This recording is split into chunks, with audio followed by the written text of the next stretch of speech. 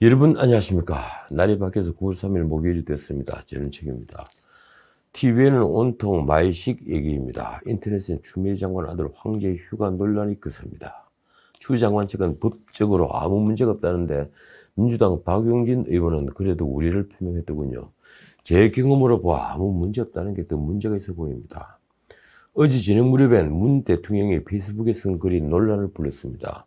전공의 등이 떠난 의료 현장을 묵묵히 지킨 간호사를 존경한다고 했는데 의사 간호사 편 가리기라는 비난이 쇄도한 것이죠.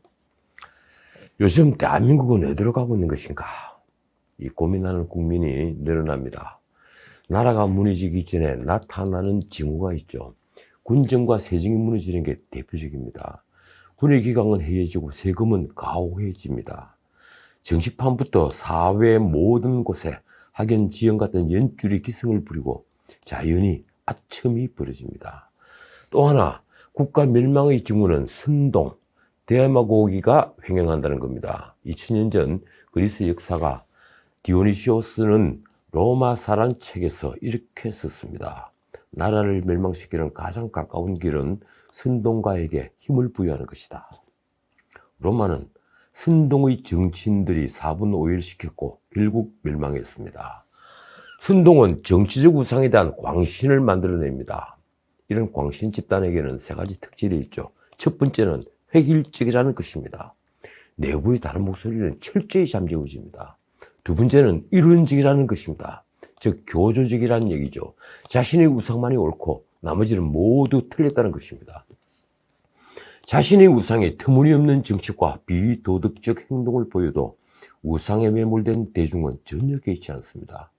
그리고 세 번째는 우상의 직관이 모든 것에 앞선다는 것입니다. 직관이 통용되는 건 독재의 특징이죠. 북한에서 김정은의 직관은 그 어떤 비판도 허용되지 않는 것과 같습니다. 저는 요즘 여야를 막론하고 선동이 너무 넘쳐난다는 걸 느낍니다. 이 기축 통화를 가지지 못한 이 나라에서 아직 재정의 여유가 있다면서 빚을 내서 돈을 뿌리지 않은 주장이 대표적인 그런 선동입니다. 나라 경제가 풍전등화인데 이 나라 대표 기업에 대해 몇 년째 먼지털이식 수사를 하는 것도 제가 보기엔 선동과 다를 바 없습니다.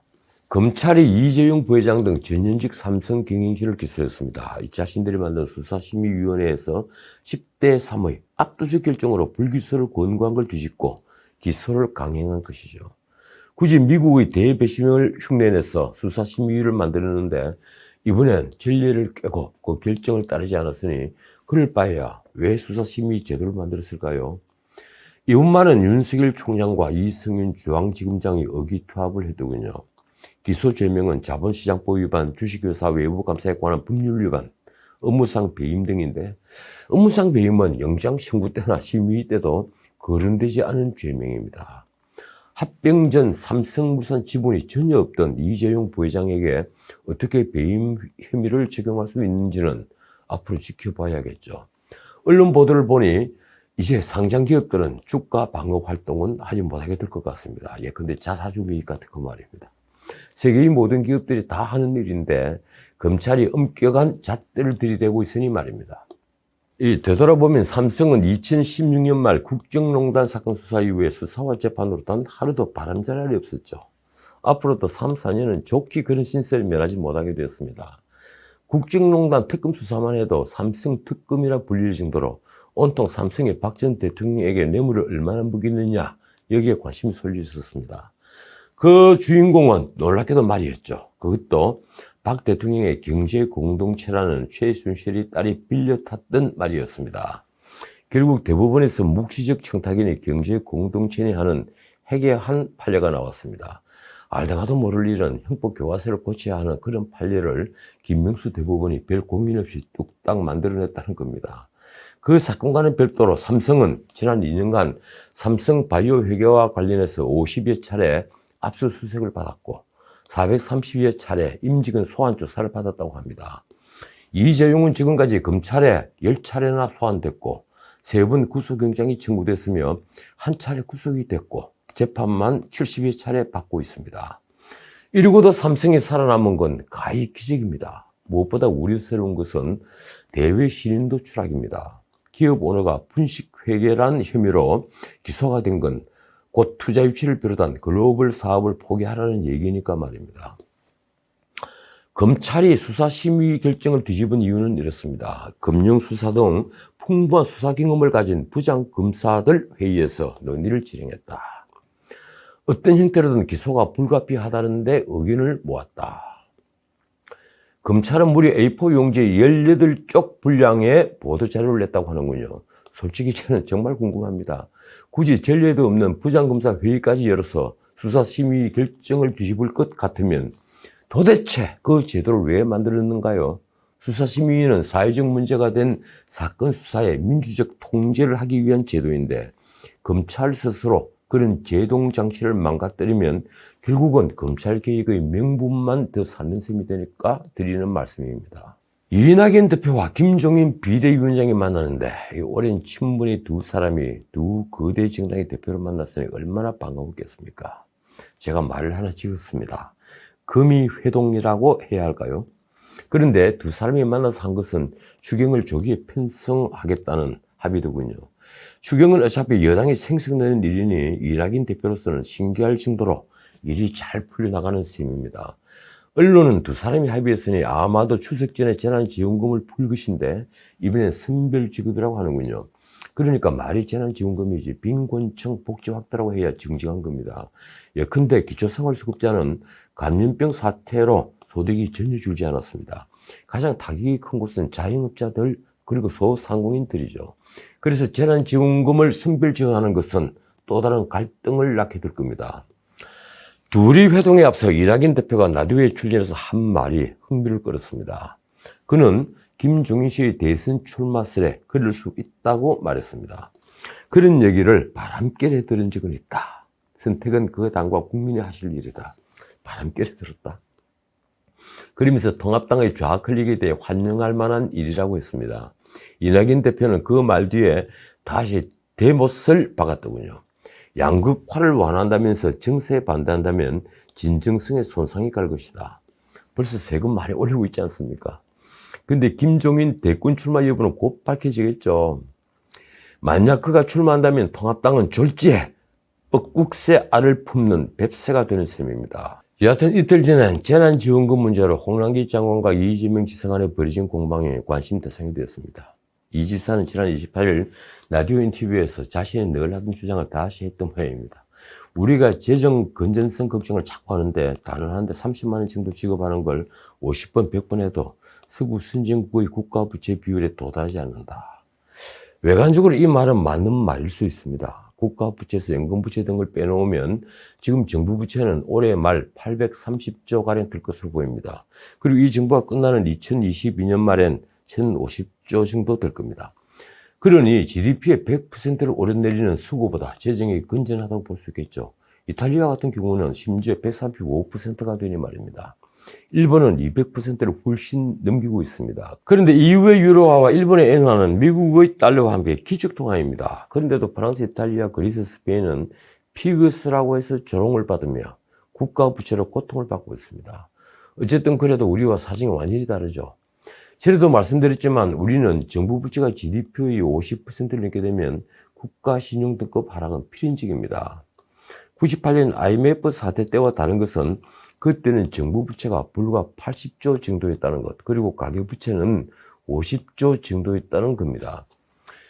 기업 부분과 달리 정부와 가계는 매우 건전했다는 것이죠. 그런데 지금 정부 부채가 문제가 되면 1600조가 훨씬 넘는 가계부채 뇌관도 덩달아 터집니다. 반드시 터지죠. 그럴 경우에 우리는 그리스처럼 우리를 지원해 줄 EU 같은 경제 블록도 없습니다. 곧 헤어날 수 없는 수렁에 빠져든다는 겁니다. 국가 부도의 날이 닥치는 거죠. 어쨌든 이재명 지사의 발언을 두고 통합당 이미자 의원이 홍 장관에게 의견을 물었습니다. 홍 장관은 책임 없는 발언이라고 대답을 했죠. 그러자 다시 임 의원이 물었습니다. 아주 철없는 이야기죠. 홍 장관 답변은 이렇습니다. 네, 저는 그렇게 생각합니다. 자칫 잘못하면 국민들에게 오해의 소지를 줄 수 있는 발언이고요. 졸지에 철부지가 되고만 이 지사는 이를 페이스북에 글을 썼습니다. 원래 SNS를 많이 하니까요. 내용이 이렇습니다. 통합당이야 그렇다 쳐도 홍 부총리가 국정 동반자인 경기도지사의 언론 인터뷰를 확인도 안 한 채 책임 없는 발언이라 비난하신 건 당황스럽다. 민주당 의원들도 벌떼처럼 일어나는데 홍 장관의 기재위에서 해명을 했더군요. 경기도지사가 전 국민에게 재난지원금을 여러 번 지원한다고 언급한 것이 책임 있는 발언은 아니라는 걸 강조하는 과정에서 나온 말이다. 그렇지 않아도 어제 신문 헤드라인은 문 정부의 국가채무 비율이 급상승하고 있는 것을 다뤘습니다. 빚 600조 넘겨받은 문 정부, 빚 1000조 물려준다. 솔직히 조선일보 헤드라인은 조금 잘못 계산한 겁니다. 제가 몇 차례 이 방송에서도 말씀드렸지만 적어도 1050조는 물려주게 됐으니 말입니다. 연합뉴스도 이 문제를 주요 뉴스로 다뤘더군요. 이대로면 40년 후 국가채무 비율 2배로 국민연금 2041년 적자 전환. 제목이 이렇습니다.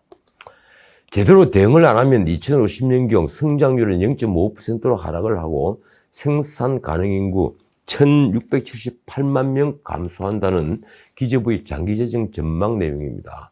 정부는 인구와 성장률에 대응해서 2060년 국가채무 비율을 60% 안팎으로 관리하겠다고 했더군요. 이 60%는 문정부 눈치를 본 기재부 관리들의 역작이라고 해야겠죠.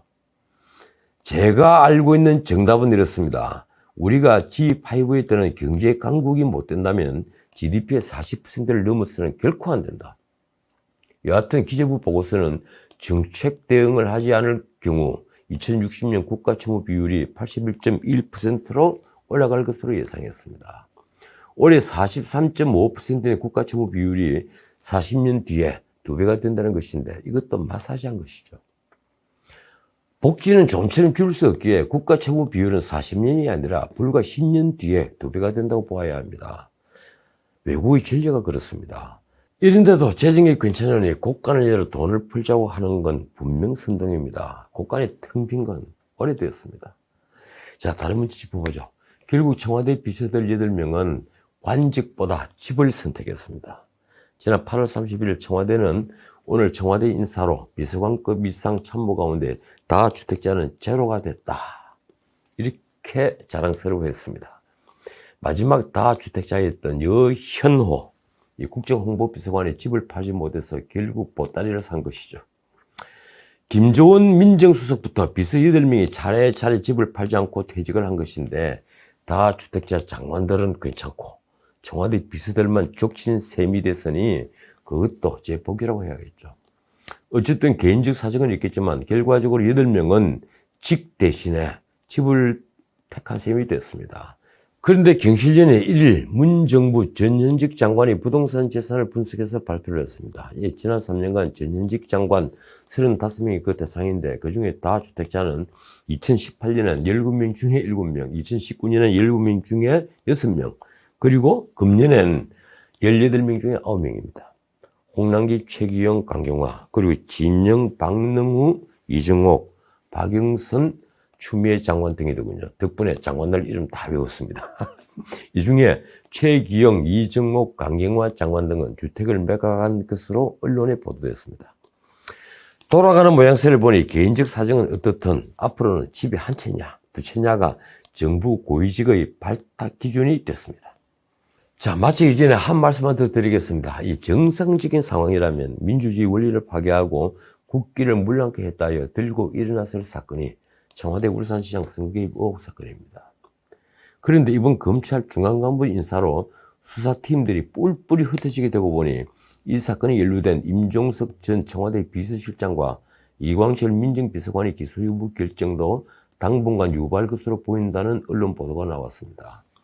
검찰은 이미 1월에 송철호 울산시장과 백운우 민정비서관 그리고 박영철 전 방안부패 비서관, 한병도 전 정무수석 등 13명을 기소했죠. 그러면서 나머지 수사는 총선거에 영향을 미칠 수 있기 때문에 총선 이후에 처리하겠다고 했습니다. 총선 뒤 선거 개입에 관여한 윗선을 찾겠다는 것이었죠. 그런데 총선 이후 사건에 관련 의혹을 받는 전현직 청와대 관계자들은 검찰이 출석 요구에 응하지 않았다고 합니다. 누구일까요? 그래서 수사를 마무리하고 싶어도 그럴 수 없는 상황이라고 하더군요. 이제 수사를 하던 검사들이 모조리 지방으로 쫓겨났거나 국민권익위 같은 곳으로 떠났으니 정말 인사가 만사인 모양입니다. 자, 오늘 여기까지입니다. 요즘 공무원들 입조심이 정말 대단합니다. 통계는 너무 잘 마사지를 하더군요. 그래서 오늘 되새길 사자성어를 생각했습니다. 너는 학위편에 나오는 교원영색이라는 말입니다. 교원영색. 말을 꾸며서 아첨을 일삼는 걸 두고 하는 말입니다. 지금까지 전은책이었습니다.